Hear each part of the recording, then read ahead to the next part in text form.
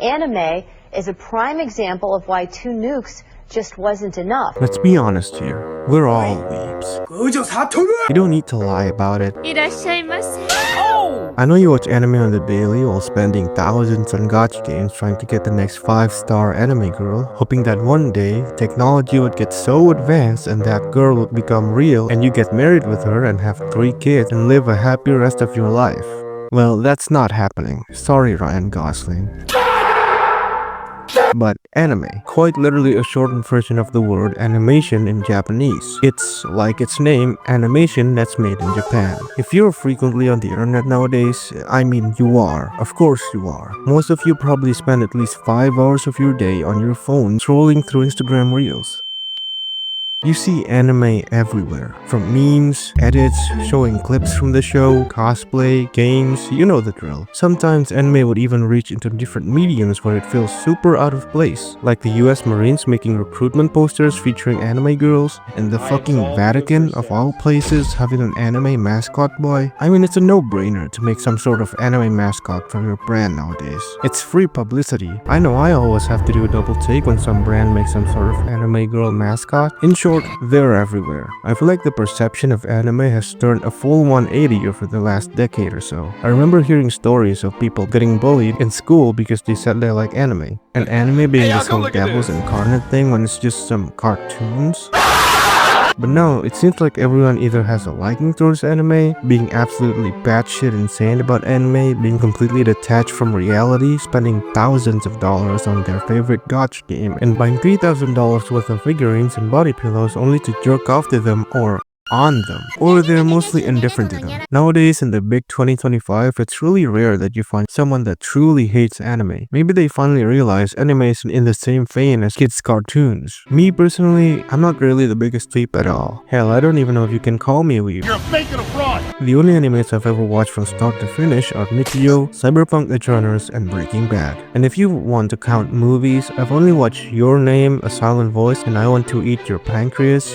Not really the biggest watcher out there. I know this city anime from the same creator and studio that made Nichijou is releasing sometime in July, so I'll be watching that, of course. Other than that, not really that much. I do read some mangas here and there, and I've been playing Arknights for the past 5 years. Is that enough to qualify me as a weeb? I don't know. Anyway, with how prevalent and infamous anime nowadays, I kinda wanna talk briefly about how they got here in the first place. One of the first anime appeared all the way back in 1917 called The Doll Sword, or Namakura Gakana, made by Junichi Kochi. I definitely butchered all of those pronunciations. It was a short 4-minute animation about a cocky samurai buying a dull sword and try attacking people with it, only to get horse-kicked the shit out of frame, and honestly, this right here is cinema. There were other pieces of animation made around the 1910s, like in the same year, Imoko Mugusokin Kanban no Maki by Oten Shinokawa and Urushimataro in 1918. Kochi and Shimogawa are often credited as the fathers of anime, but it wasn't until after World War II that anime really started to pop off. In the 1950s, Toei Doga, or now known as Toei Animation, was founded, and in 1961, another anime studio called Mushi Productions, created by an ex-artist from Toei, Osamu Tezuka, and went on to make the iconic anime Astro Boy. Astro Boy would become one of the first anime to be popular overseas, and after that, manga and anime would see a huge rise overseas in the 1970s. More iconic animes began to release like Dragon Ball, Mobile Suit Gundam, One Piece, Naruto,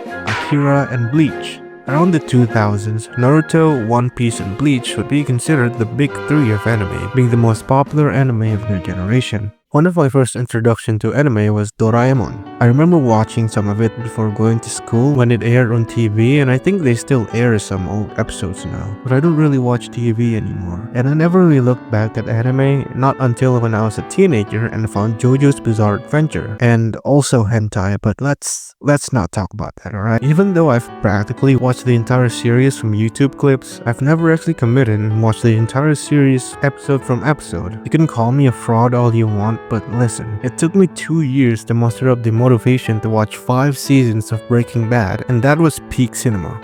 I feel like episode series don't really stick with me because I just feel like they take too much time to watch. Compared to things like movies where it's an hour, 2 hours and done, an entire series can take like a whole week to finish, especially if it has multiple seasons, and it has like 2 days worth of stuff I need to watch. It's kind of ironic I say that and I have like 150 hours of Metal Gear Solid 5 alone. But let's just ignore that. And now we flash forward to now in 2025. After nearly 70 years, the anime industry stands at titan and still growing, raking in tens of billions of dollars every year, earning $34 billion just in 2024. Anime is now mostly seen as mainstream media rather than the thing weird nerd in class watches every single day when they get home from school. Your grandma probably knows what a freirun is. Anime being made into gacha games like Blue Archive, Arknights, and Zenless Zone Zero, the explosive rise of VTubers using an anime avatar to livestream and make content with, you will be missed, Korokura. All of this shining a light into just how delusional someone can be when they see a virtual character smiling at them.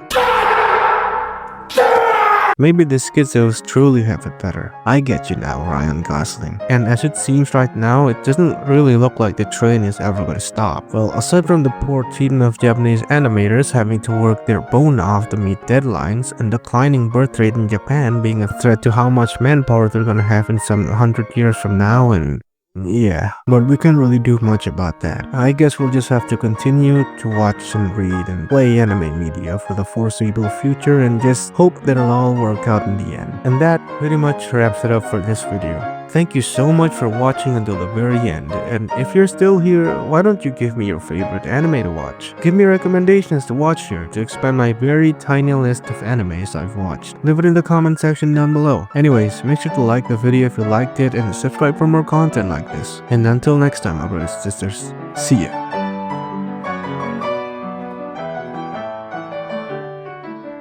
不会买药。我的名字叫史凯勒·怀特优，我的老公叫华特·怀特优。他全都告诉我了。